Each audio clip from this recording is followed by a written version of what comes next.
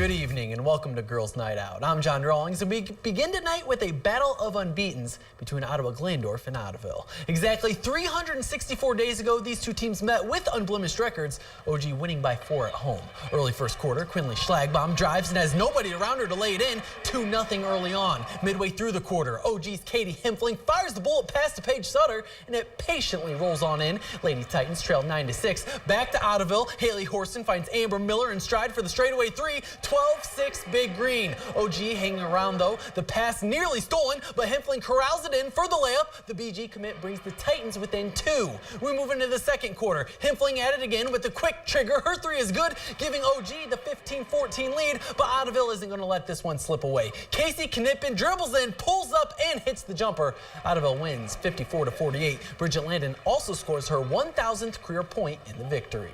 Bluffton is searching for their first NWC title in 13 years, while Paulding is trying to obtain their first conference win this year. Opening minutes, Cassidy Posey gets the feed deep in the post, straight up and in, 4-0 Lady Panthers. Bluffton does respond. Katie Prater launches the 3-ball. It drops to put the Lady Pirates within 1. Later, Kayla White spins, dishes to Libby Schapp for the easy deuce. Bluffton now taking the lead, and they add on to it. The ball swung to Avery Rumor for a 3 of her own. Bluffton takes this one 56-44. The PCL meets the MAC at the Vatican. St. John's hosting Kalida. Fourth quarter, defense turning to offense for the Wildcats as Sarah Klausing steals it, sends it up court for Laura Langles, who lays it in. Lady Cats in control 37-19. A little later, the transition continues to have success. Taylor Lukey delivers to Abby Worth for 2 more, 43-21 Kalida. Then Lukey decides to do things herself, getting into the lane and putting the floater off the window. Kalida holds the Blue Jays to only 5 fourth quarter points. The Lady Cats win big 49-24. Lima Senior welcomes St. Ursula to town. The Arrows have yet to win a game this year.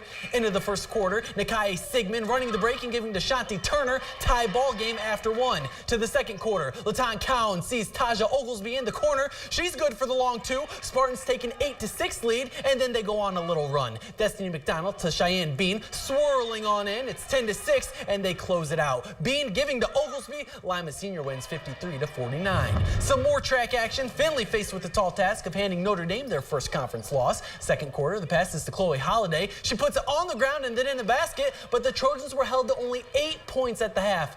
Notre Dame ends up putting this one away, Finley falling 55-18.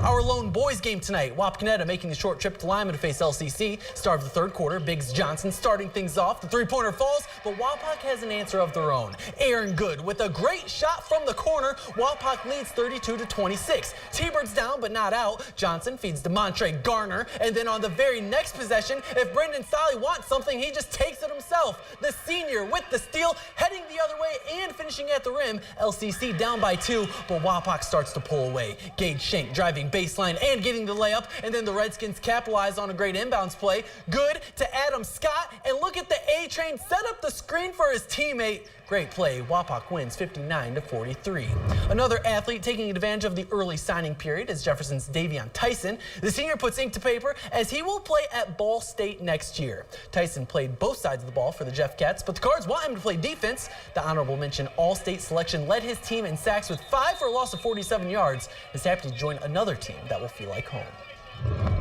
After I went to Ball State Super Saturday, they kind of really brought me in and showed me the family atmosphere that they really promoted, and that's what really got to me. I went there, met all the coaches' families, got to play around with some of my other teammates that are there now, and it was just a great time. As we exit the high school scene, we take a stop on the college court at UNOH, see how Caleb Williams is doing in his first year as a head coach, right after the break. Welcome back. After 10 seasons of coaching the men's basketball team at UNOH and heading the athletic department, Chris Adams stepped down from the coaching helm and passed the reins to Caleb Williams, an assistant under Adams last year. Now the New Bremen grad begins his new journey, with a pedal to the metal mentality. Here you go. When you chase your dreams, you only hope they will come true.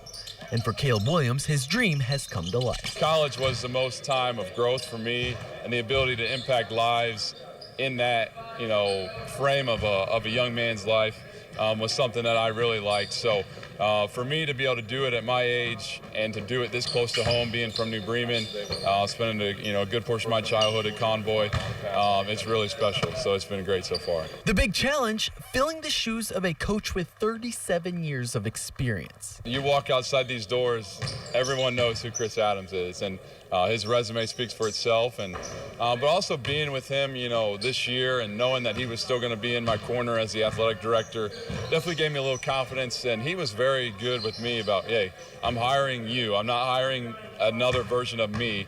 I want you to go be you and coach the way you would coach, and he's been awesome at that. So I'm really appreciative of everything he's done for me. The biggest change the team has noticed is the switch from a set-based offense to a motion offense. Other than that, the Racers appreciate the dedication their young coach puts into his job. The game hasn't changed since he exited being a player, so he really relates well to just what we go through being a student and a player. You can really tell he's working every day to solve any problem we can, and as players we have to solve the problems as best we can too. So it's been fun working through the problems and really as a team, as the players, and as coaches trying to get this thing back on track. This is Williams' first head coaching position, and he hopes he can take the Racers to the next level. Coach Adams built this from the ground floor with nothing. The foundation has been built. Now let's build the walls. Let's continue to build the house to try to build a program that's consistently a winner, that the Lima community, Northwest Ohio community can be proud of, that they can come and watch and go, wow, this is good basketball. Just try to continue to build the brand of who we are as a university and everything involved. And the Racers are actually just off a huge double overtime win against Taylor University. All right, thanks, John. We'll be back with stocks.